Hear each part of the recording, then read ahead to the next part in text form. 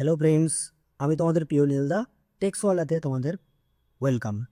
আজকে আমি তোমাদের ক্লাস 11-এর প্রথম টপিক অ্যাবস্ট্রাক্ট অ্যালজেব্রার যে সেট থিওরি আছে তার থিওরি পার্টটুকু আমি কভার করব। দেখো, প্রথমে আমাদের জানতে হবে যে সেট কি। A set is a well defined collection of distinct object. A set is a well defined collection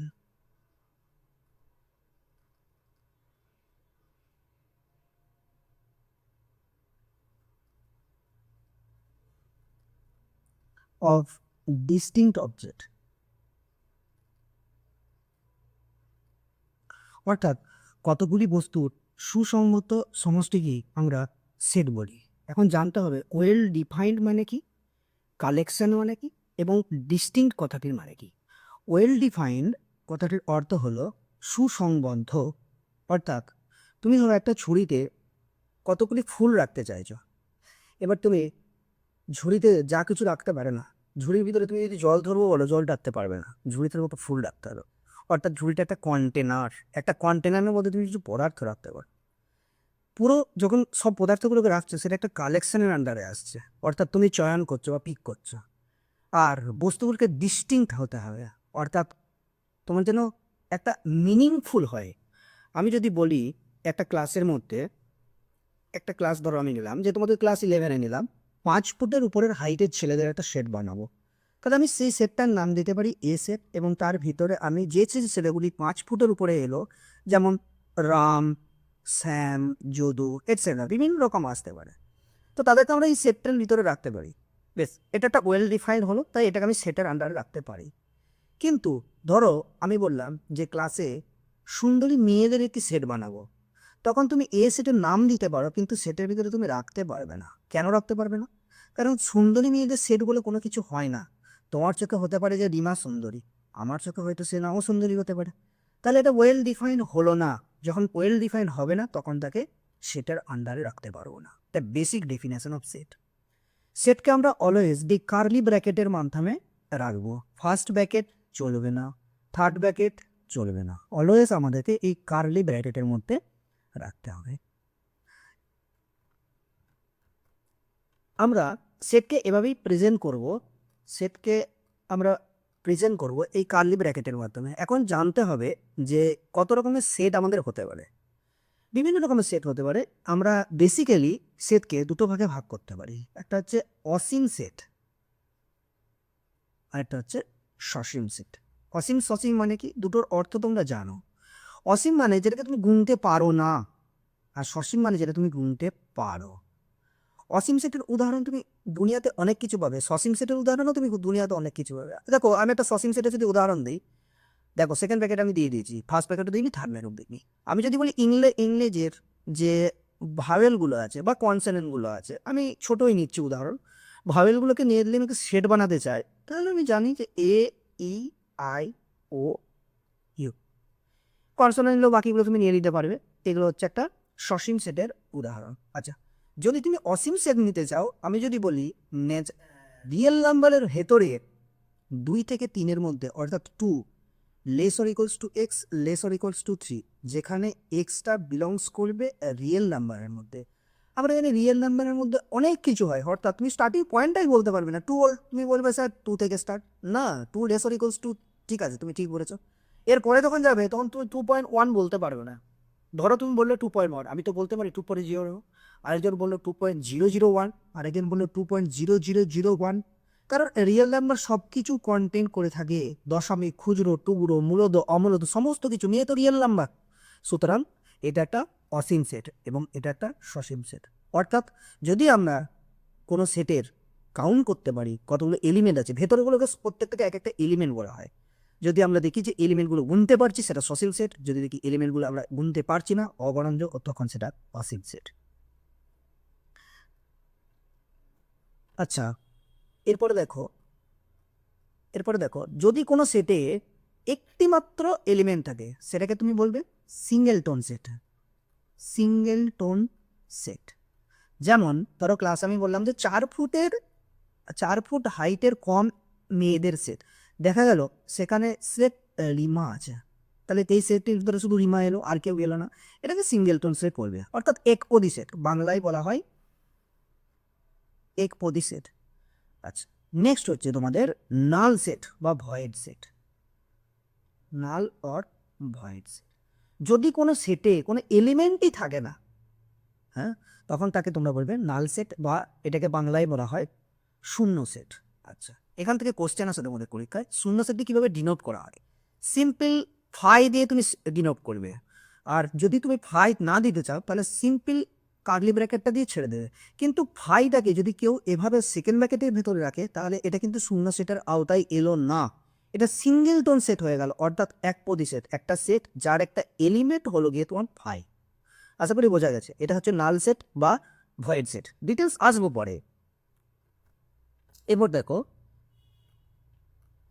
এরপর দেখো আমাদের ইউনিভার্সাল সেট সম্পর্কে জানতে হবে। ইউনিভার্সাল সেট মানে হচ্ছে, ধরো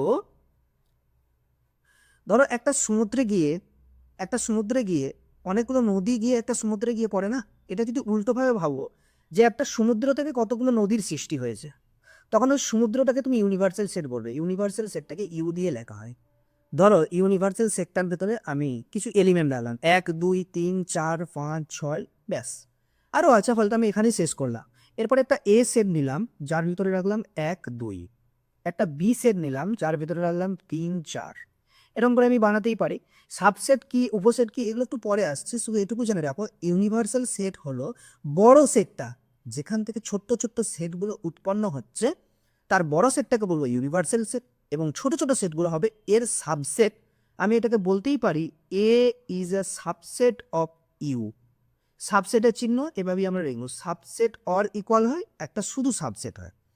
এটা সাবসেট অফ ইকুয়াল কেন, কারণ এ যে নদীটা, এটা তো সব সব যতগুলো এলিমেন্ট আছে 1 থেকে 6 পর্যন্ত প্রত্যেকটা নিয়েও গঠিত হতে পারতো, ওই জন্য ইকুয়াল। আর এখানে যেটা নিয়েছি সেটা অনলি সাবসেট, কারণ এখানে কিছু এলিমেন্ট কম থাকে।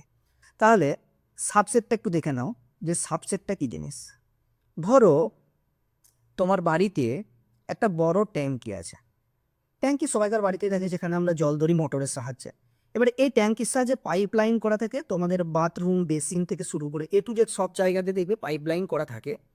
ধরো তুমি সেখানে একটা বালতি এনেছো, এই বালতি স্নান করার জন্য তুমি জল নেবে, এই জলটা তোমার কোথা থেকে আসবে, এই ট্যাঙ্কিটা থেকে আসবে।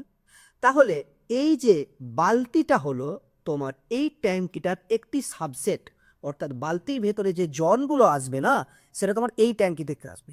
পাশের বাড়ি ধরো এরকম একটা ট্যাঙ্কি আছে, তোমার ঘরের পাইপ লাইনের সঙ্গে পাশের বাড়ির ট্যাঙ্কির কোনো কানেকশন নেই, সুতরাং পাশের বাড়ি থেকে যদি জল চলে আসে তাহলে তোমার এই বালতিটাকে সাবসেট বলা হবে না। ধরো এইটা হচ্ছে তোমার বাড়ির একটা ট্যাঙ্কি, এর ভেতরে তোমার এলিমেন্টগুলো আছে, অর্থাৎ জলগুলো আছে ধরো। এরপরে ধরো তুমি তোমার বালতিতে জল ধরছো, দেখলে যে 1 2 এর সাথে রয়ে গেল 8, তাহলে এটা কিন্তু সাবসেট হবে না ইউ এর, কারণ এই যে পাশের বাড়ির এই যে বাড়ি থেকে একটি জল চলে এসেছে, এই জন্য তোমার সাবসেট হলো না। কিন্তু এখানে দেখো যেটা নিয়েছিলাম এটা একটা সাবসেট, এটা একটা সাবসেট বলতে পারি। এটা তোমার বাড়ির ট্যাঙ্কি, ট্যাঙ্কির ভিতরে এলিমেন্ট, আর এই যে বালতির ভেতরে তোমার জলগুলো রয়েছে।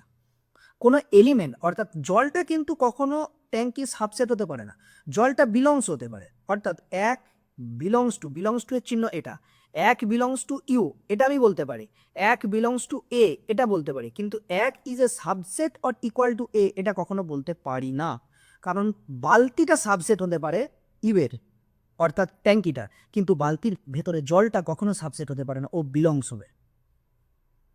আচ্ছা, এটা গেল তোমাদের ইউনিভার্সাল সেট। দুটো সেটকে আমরা কখন ইকুয়াল বলবো, আচ্ছা, যদি দেখো যে এ সেটের ভেতরে যা এলিমেন্ট আছে, যদি বি সেটের ভেতরেই তাই এলিমেন্ট থাকে, তখন দুটো সেটকে আমরা ইকুয়াল বলবো। ম্যাথামেটিক্যালি এভাবে তো বলা যায় না, যদি A is a subset equal to B হয় and B is a subset equal to A হয়, দেন আমরা বলতে পারি এ ইকুয়াল টু বি। দুটো সেটকে তখন আমরা ইকুয়াল বলতে পারি ম্যাথামেটিক্যালি।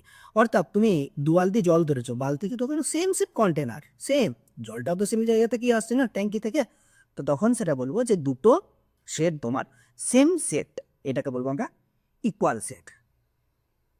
আচ্ছা, এরপর দেখো প্রপার সাবসেট ও সুপারসেট, যেটা আমরা তোকে বলে দিয়েছি। এরপর দেখো সূচক সেট বা পাওয়ার সেট সম্পর্কে একটু জেনে নাও, যে পাওয়ার সেট বা সূচক সেটটা কি। দেখো পাওয়ার সেট, এটাকে আমরা বাংলায় বলি সূচক সেট। ধরো তোমার কাছে তিনটে এলিমেন্ট আছে। কি তিনটে এলিমেন্ট? ধরো একটা ওয়াচ আছে, একটা মানি পার্স আছে, আর একটা ধরো সানগ্লাস আছে। তুমি একটা ওয়েডিং সেরিমনিতে যাচ্ছ, তুমি কিভাবে যেতে পারো? হতে পারে তুমি শুধুমাত্র ওয়াচটা পরে গেছো, 1 নম্বর কেস। 2 নম্বর কেস শুধুমাত্র মানি পার্সটা নিয়ে গেছো। 3 নম্বর কেস শুধুমাত্র সানগ্লাসটা নিয়ে গেছো। আরও কেস হতে পারে। অর্থাৎ এই দুটোর কম্বিনেশনে পড়ে গেছো, এটাকে পড়ে যাওয়া নেই। অর্থাৎ ওয়াচ নিয়েছো, মানি ব্যাগ নিয়েছো, কিন্তু এটা নাম নিয়ে। এমনও হতে পারে মানি ব্যাগ নিয়েছো, সানগ্লাস পরেছো এবং ওয়াচটা নাম নিয়ে। এটা একটা কেস।